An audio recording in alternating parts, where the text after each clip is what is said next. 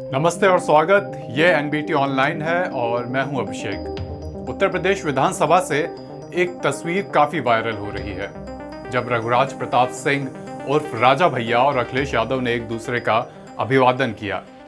UP के चुनाव नतीजे आने और कैबिनेट गठन के बाद विधानसभा का सत्र चल रहा है।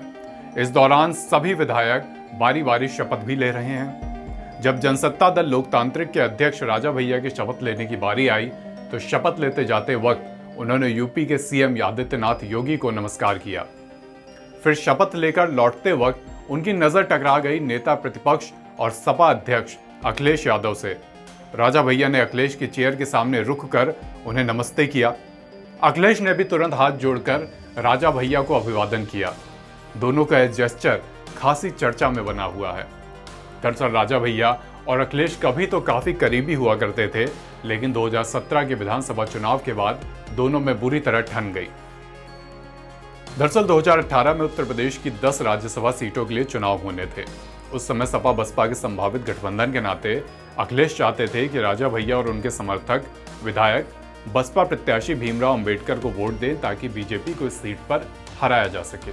लेकिन राजा भैया का अतीत में मायावती के साथ जैसा अनुभव रहा था, उसके चलते उन्हें यह कतई गवारा नहीं था कि उनका समर्थन बसपा की तरफ जाए। उन्होंने किया भी ऐसा ही।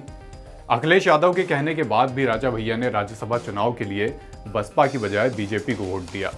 बसपा प्रत्याशी हार गए और राजा भैया की यह हरकत अखिलेश यादव को बिल्कुल पसंद नहीं आई।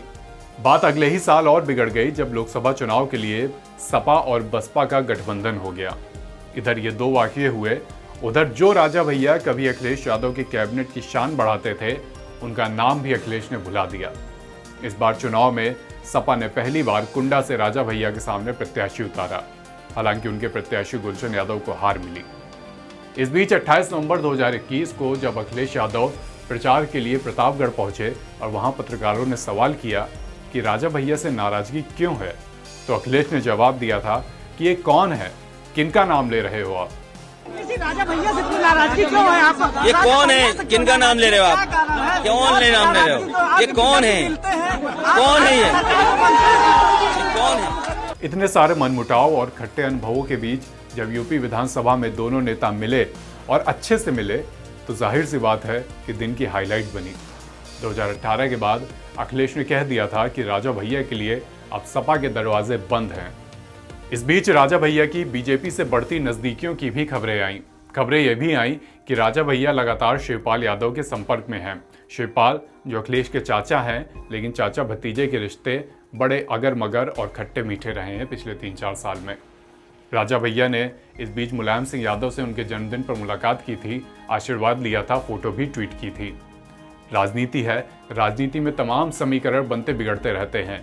ऐसे में अब जब राजा भैया और अखिलेश की दुआ सलाम का सिलसिला एक बार फिर चल पड़ा है, तो कह नहीं सकते कि आगे ऊंट किस करवट बैठेगा।